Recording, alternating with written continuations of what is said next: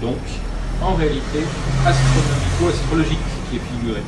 Or c'est lui qui dit, puisque cette étoile principale ici c'est Régulus, que quand le petit roi sera face au grand roi, c'est-à-dire celui-ci, le pharaon à corps de lion, alors on peut interpréter ça, le lion c'est la bête, l'homme c'est l'intelligence, si vous voulez, ou la vertu au choix. Le résultat, on s'en fiche, ça cache une vérité bien plus importante.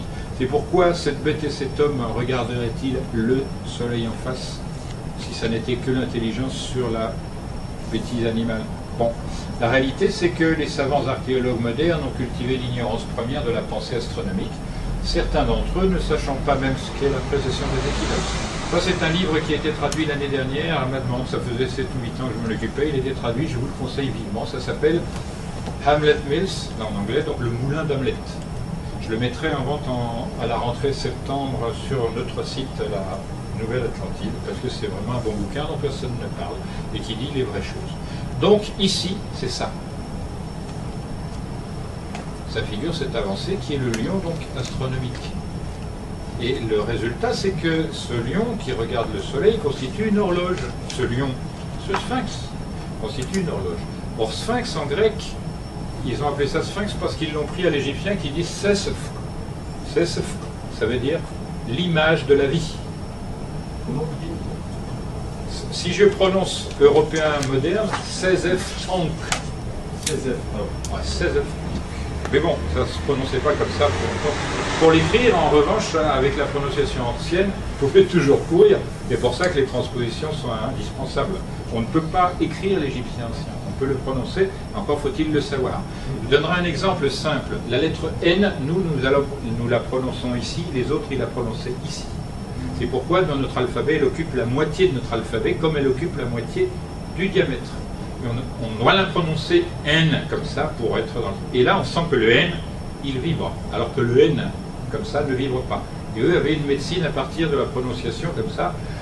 Vous étiez dans ce temple à Karnak où tout était en calcaire et dedans, il y avait une niche en pierre très dure dans laquelle on mettait les malades, on faisait résonner le temple et ces malades-là se retrouvaient rééquilibrés. Non pas physiologiquement, mais du point de vue endocrinien.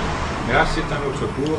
On passe à la suite. Donc c'est le retour de l'étoile Régulus en face du sphinx qui indique la fin, le début d'une année précessionnelle.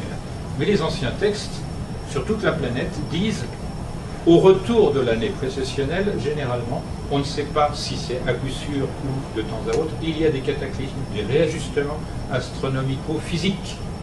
Or, c'est ce qu'ils disent pour notre époque. Et je dis, moi, et je le dis depuis longtemps, ça fait plus de 30 ans, que ce que l'on voit qui se dégrade dans la météorologie, c'est ça qui arrive. Ça arrive à grands pas. En grosso modo, ça va durer 216 ans. Mais on ne sait pas jusqu'à quel point ça va être insupportable. Donc je pense qu'il va falloir, à un moment ou à un autre, prendre des décisions. Voyez ce qui va permettre de déchiffrer davantage ce que je dis. Donc nous avons ici cette chose qui est la figuration de l'étoile Régulus sur le lion, la constellation céleste. Mais là-dessus, cette chose a été bouchée au béton. Pourquoi? Parce qu'il y avait une coiffe ici qui permettait de prendre des axes et avoir le ternaire que j'avais figuré tout à l'heure. Vous vous souvenez là? On l'a, cette coiffe. Ce sont les panicules de roseau qu'on trouve sur la tête de qui? De Maat. Figuration de l'intelligence, de la vie et toutes ces choses-là. Donc il y avait ça, ça a été abattu de la même manière que le nez. Ce qui m'a fait penser que c'était ça, c'est que pour l'enlever, ils ont dû faire un quart de tour. Donc la chose est venue ici, elle était comme ça, c'est venu comme ça, et je pense que ça a dû chuter ici, emporter le nez, mais ça c'est une hypothèse, parce que la cassure est très spécifique, et c'est seulement un côté du nez, c'est celui-là qui était emporté, et le reste a éclaté, probablement par l'éclat. Enfin, peu importe. Quelle époque? C'est très ancien déjà, je pense que c'est antérieur à la 4e dynastie. Alors, pour vérifier ce que je viens de dire, nous avons l'équivalent babylonien. D'un côté, on avait le lion avec la tête de l'ange, et de l'autre côté, vous voyez, nous avons le taureau avec des ailes d'aigle, parce que l'ancien nom du scorpion, c'était l'aigle. Donc on a ce qu'on appelle les axes des fixes. D'un côté, le lion et l'ange, et de l'autre côté, le taureau et le scorpion. Donc c'est la chose qui montre la polarité entre le monde des Égyptiens et le monde des Sumériens. Voilà. Donc c'est une preuve supplémentaire. Souvenez-vous de cela. Je vous ai parlé tout à l'heure de la lettre N. Regardez ici la lettre S qui désigne dans ce cas-là le soleil. c'est-à-dire tout ce qui est. Alors je vais vous expliquer pourquoi le soleil. Soleil, c'est anagramme de isolé. C'est le même mot que le grec hélios, qui désigne une hélice. Or le soleil, au bout, quand vous êtes le sphinx vous-même, vous regardez le soleil tous les jours, vous ouvrez les yeux, une seconde, vous allez voir le soleil, il parcourt la lettre S mais complète. Il fait une hélice, hélios. Donc c'est bien ce langage dont je parle. Donc on a ici un zozo. Alors ça devrait plaire notamment, je pense, aux maçons. Nous avons ici une équerre et là un compas. Hein, faites ce que vous voulez avec. Nous avons la colonne. Comment se dit la colonne en égyptien? Ça se dit tot. Donc là, c'est un langage hermétique. Nous avons ici des vagues, parce que le langage hermétique est vague. Nous avons ici une tête d'homme avec des ailes, un corps de lion, etc. Tout ce bas-là, ces choses-là, ce sont des indications. Vous avez l'arc céleste, qui est ici, mais sans commentaire outre mesure. Ce sont des choses, donc, que je rappelle, en liaison étroite avec la physique céleste. Et c'est vraiment leur langage à eux. On a un supplément, qu'est-ce que c'est que ça? Ça s'appelle le sphinx à tête de mort. Remarquez, on m'a dit, mais ça c'est pas une tête de mort, c'est un extraterrestre, donc c'est les extraterrestres qui vont venir nous chercher, nous sauver. On dit ce qu'on veut, mais il se trouve qu'on a préféré baptiser ça sphinx tête de mort parce que c'est un volatile, c'est-à-dire spirituel, nocturne. On ne voit pas, c'est une pensée couverte. Dans notre culture, on a ça. Maintenant, il a été posé la question à quelle époque. Quand on regarde le trou dans lequel se situe le sphinx, qui est ici, on s'aperçoit de l'érosion verticale particulièrement intense des parois. Or, d'après les géologues qui ont étudié ça, c'est de 10 à 12 000 ans de pluie pour faire cela, de pluie verticale. Et ça n'est pas un fleuve, ça n'est pas ceci ou cela, c'est vraiment une érosion d'eau verticale. Donc si ça situe à 10 ou 12 000 ans, on peut penser que c'était au moment de la dernière glaciation et éventuellement avant, puisque si les glaces recouvraient la chose, il n'y avait pas d'érosion. On ne sait rien. En réalité, on ne sait rien.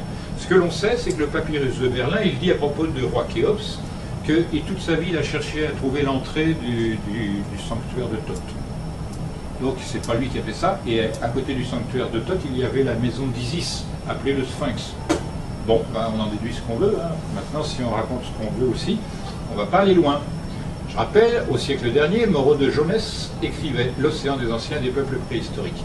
Les fables cosmogoniques, les théories et les généalogies par lesquelles débutent toutes les traditions, et notamment la Bible, s'accordent sur l'existence d'un peuple d'êtres supérieurs aux hommes, vivant cependant avec eux en commerce habituel. Commerce, hein. Qui est le dieu du commerce là? Voilà, c'est ça. Dont les uns leur servent de guide et de protecteur, tandis que les autres sont leurs ennemis. Une telle conception n'a pu se former dans l'esprit naïf des populations primitives, sans un fondement. Comment dit-on fondement en grec? Hermès. Vous voyez, ce type-là, il parle le même langage qu'il a découvert, qui est celui dont je fais état, et il donne des jeux de mots discrètement, différentes voilà. à vérifier. Hein. C'est trop présumé des ressources et de la précocité de l'esprit humain d'y voir un ensemble systématique d'allégories abstraites. Il faudrait qu'elles soient toutes les mêmes, à les mêmes époques, et qu'elles aient les mêmes relations. Et ça date d'avant les ovnis. Hein. Les ovnis, on les date de 1947, parce qu'on ne veut pas les dater d'avant, mais tout le monde les connaissait avant. 1873, cette manie de parler d'ovnis n'existait pas. Maintenant, on parle de... il y a de la technologie, René Schwaller de Lubitsch. Il écrit « C'est dans les hautes falaises de ce pur calcaire que les anciens ont creusé, par exemple, les tombes royales de Thèbes, ça veut dire berceau Thèbes, tout hasard, taillant aussi facilement les rognons de silex que le calcaire tendre. Le fait que le silex ne fût arraché de son alvéole révèle des outils capables de l'étudier aisément et par conséquent une technique et des moyens surprenants. C'est le moins qu'on puisse dire, puisqu'on est allé avec un géologue sur place et lui ne sait pas du tout comment on peut faire cela. Parce que si on tape pour fendre le silex, l'alvéole, de toute façon, elle s'élargit. Donc, comme le dit Schwaller de Lubitsch, il faut couper. Mais couper du silex, c'est pas à la portée de n'importe qui. Il faut une technologie très puissante. Voilà, donc on a fait venir des techniciens, des hautes technologies. On a ce genre de choses, par exemple, qu'on voit ici, c'est Flinders Petrie qui a relevé ça. On ne sait pas faire ça avec aucun outil sur Terre actuellement, ça. On ne sait pas le faire. Il y en a qui sont doubles. On se demande comment c'est fait parce que ça, regardez, c'est plus évasé en haut qu'en bas. Bon, ça on peut le faire, mais il y en a aussi, c'est l'inverse, c'est plus large en bas qu'en haut. Mais celles-là, on ne les montre pas dans les livres. On continue, c'est toujours Flinders Petrie, donc, qui a été quelqu'un qui était ingénieur avant d'être égyptologue. Les hiéroglyphes ont été ciselés avec une pointe extrêmement acérée. La diorite, c'est-à-dire une pierre de la dureté de l'acier, n'a pas été gratté ou buriné, mais littéralement incisé. L'intensité de la pression, que l'on peut mesurer à la rapidité avec laquelle les foreuses et les scies se sont enfoncées à la pierre, est très surprenante. Une force d'au moins 2 ou 3 tonnes a dû s'exercer sur les foreuses de 10 cm de diamètre utilisées pour percer le granit. Vous voyez, un type 2-3 tonnes et il faut tourner le machin en même temps. Non, on rigole. Sur la carotte, c'est-à-dire l'objet qu'on a vu tout à l'heure, de granit numéro 7, la spirale de la taille s'enfonce d'1 pouce, c'est-à-dire 2 cm 54, à chaque tour complet de 6 pouces. À chaque fois qu'on a un percé de 2 cm 54. Donc c'est bien 3 tonnes qu'il faut, et des foreuses de 10 cm de large. Ce qui constitue une véritable performance, ces sillons en spirale de grande amplitude ne peuvent être attribués qu'à l'enfoncement d'une foreuse circulaire dans le granit sous une énorme pression, semblable aux instruments de précision que nous-mêmes venons seulement de réinventer. Regardez, 1887. Les sillons étant larges de moins de 1 150e de pouce, c'est-à-dire 0 mm 17, il est évident que la pointe utilisée devait être beaucoup plus dure que le quartz et suffisamment résistante pour ne pas se fondre. Son épaisseur ne devait pas excéder 1 200e de pouce, faites le calcul, c'est inférieur à 1 12e de millimètre. Des intervalles de 1 30e de pouce, 0,8 mm, séparent certains des sillons. La nature du travail réalisé semble indiquer que la pierre précieuse utilisée était le diamant, et seules des considérations sur sa rareté en général et sur son absence d'Égypte en particulier viennent contredire cette conclusion. On résume, des gens auraient des foreuses circulaires avec des pointes de diamant sur le tube et ils seraient capables de donner une pression d'environ 2 ou 3 tonnes. Alors la question qu'on se pose, c'est qu'il donne un exemple. On est dans un couloir de 60 cm de large et on a toute une plaque de la même espèce, mais c'est du silex. Et ils disent, on dirait que c'est une pièce de 5 francs de l'époque, tellement c'est précis, pour tailler le silex, et c'est en ronde bosse. C'est des malades. C'est des trucs qui prendraient des centaines d'années à faire, avec des gens qui passeraient leur vie à faire ça. C'est un truc de malade. Voilà. On en est là. On a aussi ce genre d'objet qu'on trouve au musée du Caire. Il n'a jamais eu d'étiquette, celui-là. Il a été reconstruit. Alors là, c'est ni une pierre tendre, ni une pierre dure. C'est une pierre fragile. On tape là-dessus, ça se casse. C'est du schiste. C'est donc un argile minéralisé. Vous connaissez le schiste. Donc c'est pas ça ne se travaille pas facilement, ces choses-là. Mais ils ont fait ça. Et la dimension, c'est 61 cm 8. Quand même des gros malades. C'est-à-dire l'inverse du nombre d'or exprimé en mètres. Pourquoi faire? Regardez la forme du truc. On nous a dit, mais c'est un soliflore. Vous passez, vous mettez le lotus là-dedans, il n'y a pas moyen de mettre de l'eau puisque c'est un trou ici. Ça ressemble plutôt à un rotor. Moi, à l'époque, le premier document que j'ai trouvé, j'avais eu l'occasion d'aller aux États-Unis, à la NASA, donc, et ça venait juste de changer de nom. Ça s'appelait plus Cap Canaveral, c'était devenu Cap Kennedy. Et j'ai demandé, vous connaissez ce truc-là? On m'a dit, c'est un mélangeur pour carburant de fusée. Donc j'étais bien tombé. Hein. Donc voilà. Donc la question qui va se poser, c'est, compte tenu de ce qui vient d'être dit, qui n'est même pas le centième de mes découvertes, est-ce qu'on doit remettre en question les apports de Darwin? Regardez là. Hein. Et la déduction pour achever cette conférence, qui vous a bien fatigué quand même, c'est celle-ci. Nos anciens étaient des ignorants incultes qui ne connaissaient évidemment ni les nombres, quels qu'ils soient, irrationnels ou autres, ni par conséquent les constantes pi et phi. Ce qu'il fallait démontrer, c'est ça l'authentique révélation. C'est pourquoi les érudits, les archéologues, les égyptologues ne font pas cas de ces choses-là. Et pourquoi ils sont capables de transformer un pyramidion vrai en pyramidion faux. Donc, mon conseil, c'est aller voir ce film, il ne coûte rien, profitez-en. Et restez renseignés, on a des pages Facebook, on a le forum, on a tout le bazar, et on se bat contre un escroc pour l'instant. La justice, c'est très coûteux, c'est très lent. Donc, voilà, j'ai commencé il y a 43 ans, et voilà ce que j'ai pu obtenir. C'est environ, ce que vous avez vu, ça représente à peu près un centième.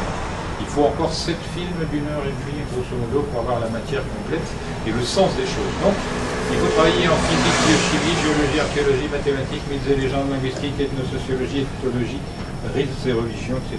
pour avoir une idée approximative. Il me reste pour conclure à citer Totor, Victor Hugo, contemplation suprême, c'est-à-dire vous êtes au sommet de la pyramide, là, voilà. Si vous abandonnez, c'est fait.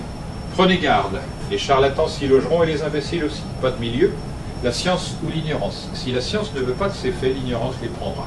Vous avez refusé d'agrandir l'esprit humain, vous augmentez la bêtise humaine. Là, pour l'instant, hein, on est à peu près à la moitié du chemin. C'était donc la révélation des pyramides, une conférence de moi-même. Je vous remercie. très facile.